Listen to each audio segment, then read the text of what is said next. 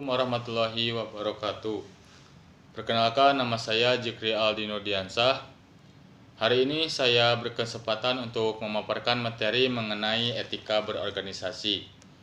Yang pertama, seperti biasa kita akan membahas dulu pengertian etika. Sebelumnya kita pernah memaparkan atau mendengarkan apa itu etika. Etika adalah ilmu yang membahas tentang baik dan buruk, benar dan salah dalam tindakan manusia. Yang pertama kita akan membahas pengertian organisasi. Organisasi adalah sekelompok orang yang bekerja sama untuk mencapai tujuan bersama. Sedangkan etika berorganisasi merupakan norma, nilai, dan prinsip moral yang mengatur perilaku individu dalam organisasi agar tercipta kerjasama yang harmonis dan berkeadilan. Dalam Islam, etika berorganisasi berlandaskan Al-Quran, hadis, dan akhlak Rasulullah SAW. Materi selanjutnya ada landasan etika berorganisasi dalam Islam. Etika dalam Islam bersumber dari 3. Yang pertama ada Al-Quran yang berbunyi, dan tolonglah menolong kamu dalam mengerjakan kebajikan dan takwa, dan jangan tolong menolong dalam berbuat dosa dan pelanggaran. Quran Surat Al-Maidah ayat 5 surah kedua. Kedua, ada hadis Nabi SAW. Sebaik-baik manusia adalah yang paling bermanfaat bagi manusia lainnya. Hadis riwayat Ahmad.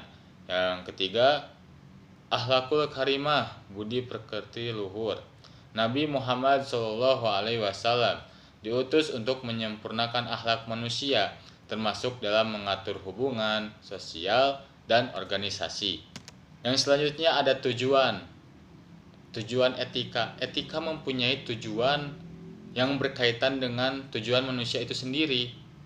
Etika bertujuan mencari kebahagiaan, atau dalam menurut pandangan kaum hedonisme psikologis, dalam bahasa psikologis, manusia pada kenyataannya berusaha mencari kenikmatan adapun ketika dalam berorganisasi, yaitu yang pertama, memiliki niat dan tujuan yang mulia.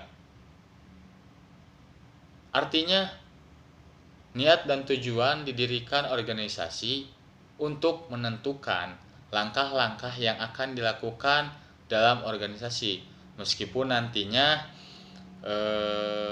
keberlangsungan organisasi akan bergantung pada etos individu dan kelompok dalam organisasi. Yang kedua, memiliki sikap amanah dalam mengemban tugas. Sikap ini menimbulkan kepercayaan organisasi menjadi lebih tumbuh, sehingga pemberi dan pelaksana tugas akan lebih ulet dalam tindakan. Jika sikap amanah tidak dilakukan di dalam organisasi, maka berbagai penyelewangan atau berbeda jalur akan terjadi, sehingga timbul keraguan untuk mempercayakan sebuah tugas dalam organisasi tersebut. Yang ketiga, saling tolong-menolong. Sikap saling tolong-menolong merupakan sikap yang wajib dilakukan dalam organisasi.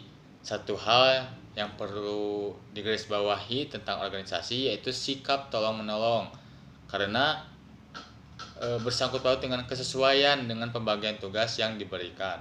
Yang keempat, ada berkomunikasi dengan baik. Hubungan baik dapat ditumbuhkan dan dijaga dengan komunikasi yang baik.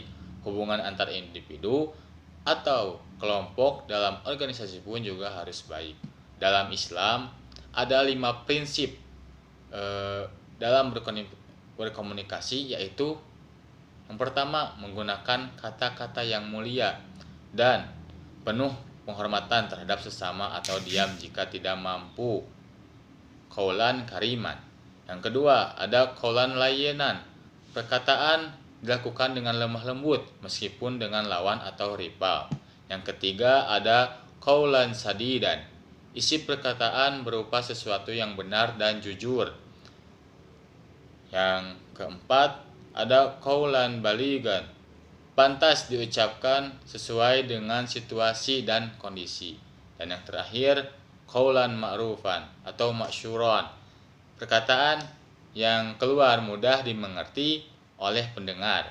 Selanjutnya ada perilaku tidak etis dalam organisasi yang harus dihindari oleh kita. Yang pertama, nepotisme atau pilih kasih. Nepotisme adalah tindakan memberikan perlakuan istimewa atau kesempatan kepada kerabat, teman dekat, atau orang tertentu tanpa mempertimbangkan kemampuan dan kinerja mereka.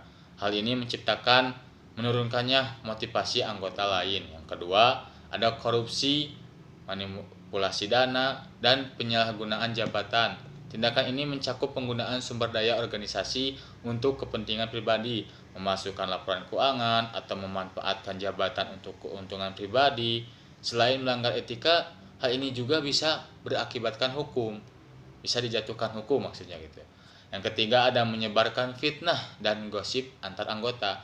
Menyebarkan informasi palsu, rumor, atau membicarakan keburukan orang lain dapat merusak hubungan antar anggota dan menciptakan suasana kerja yang tidak harmonis gitu. Yang keempat, tidak menghargai pendapat orang lain. Dalam organisasi, setiap anggota berhak menyampaikan ide atau pendapat. Tidak menghargai atau meremehkan pendapat orang lain menunjukkan sikap arogan dan dapat menghambat kerjasama tim. Kelima, lalai dalam menjalankan tugas dan amanah. Setiap anggota memiliki tanggung jawab masing-masing. Kelalaian seperti menunda pekerjaan lah, atau tidak menjalankan amanah dengan sungguh-sungguh lah, itu dapat menghambat pencapaian tujuan organisasi yang harusnya cepat menjadi lambat karena kelalaian tersebut. Dari semua yang kita bahas, yang pertama ada pengertian, yang kedua ada landasan, yang ketiga ada tujuan, dan yang terakhir ada perlakuan tidak etis. Saya menyimpulkan bahwa etika berorganisasi adalah aturan dan nilai-nilai moral bagi pedoman setiap anggota.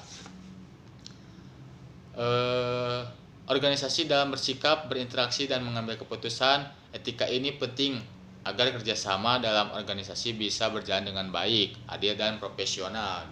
Dasar dari etika berorganisasi berasal dari nilai-nilai moral, hukum, agama, dan budaya yang berlaku di masyarakat. Dengan memahami landasan ini, setiap anggota diharapkan bisa membedakan mana yang benar dan salah, serta bersikap jujur, bertanggung jawab, dan saling menghormati satu sama lain. Yang ketiga, tujuan utama etika berorganisasi adalah menciptakan suasana kerja yang sehat, terbuka, dan penuh kepercayaan. Selain itu, etika membantu mempererat kerjasama antar anggota dan menjaga nama baik organisasi. Namun, masih sering ditemukan perilaku yang tidak etis seperti pilih kasih, nepotisme, korupsi, penyalahgunaan jabatan, menyebarkan gosip, tidak menghargai pendapat orang lain, dan lalai dalam menjalankan tugas. Tindakan seperti ini merusak kepercayaan sehingga dapat menurunkan kinerja atau semangat kerja dalam berorganisasi dan menghambat tercapainya tujuan organisasi. Materi ini hanya berakhir sampai segitu. Terima kasih untuk partisipasinya. Wassalamualaikum warahmatullahi wabarakatuh.